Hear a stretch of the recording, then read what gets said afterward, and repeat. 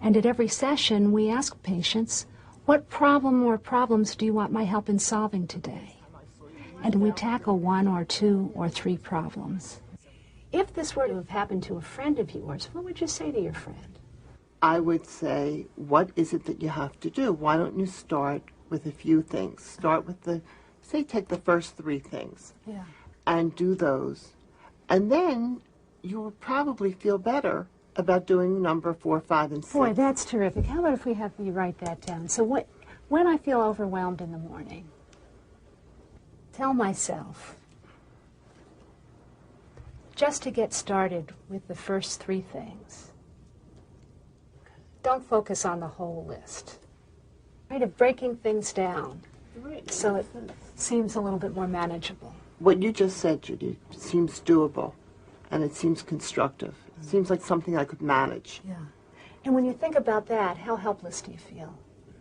Not as helpless. Not as helpless. Not as helpless. Right. You're right. There are several types of talk therapy that can be helpful in the treatment of depression.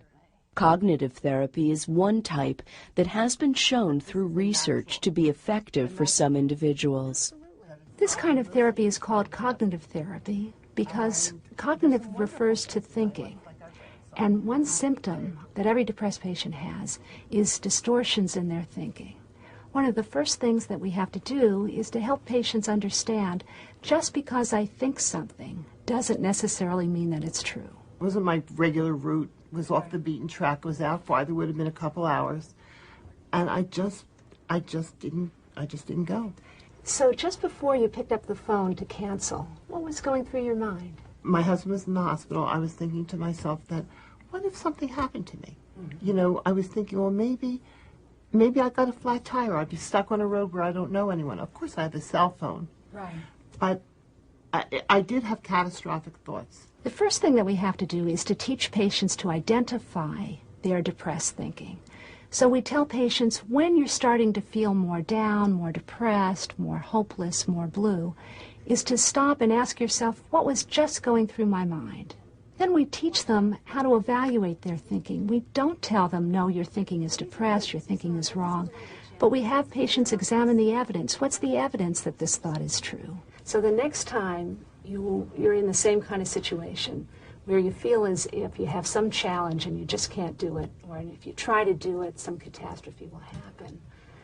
Could you ask yourself, gee, what's the evidence that this is going to happen? Am I catastrophizing? That's a good question. Cognitive therapy can be used either with or without medication. Many patients do better with a combination of the two. However, when patients take medication alone, they don't really learn new skills that they need to prevent a future episode of depression. What's interesting is why is it happening again? I mean, why aren't I able to overcome that?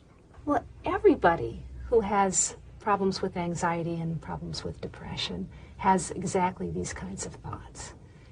Now, the good thing is that what you've learned in treatment before, and which I'm reminding you of today, is while you can't stop these thoughts from coming into your mind, once you start to feel bad, you can figure out what you're thinking and then respond to the thoughts. You don't have to be so helpless in the face of these thoughts. Cognitive therapy is designed to be short-term. We are teaching patients skills that we hope they'll use for the rest of their lives. And before treatment is over, we spend a lot of time on relapse prevention. We talk to patients about what are the early warning signs that you might start to get depressed again. What do you need to do? I'm so glad I came. I'm so glad you came too. That's wonderful. All right, but before you go, we still have to do a couple of things. One is, let's talk about what would be helpful for you to do for homework.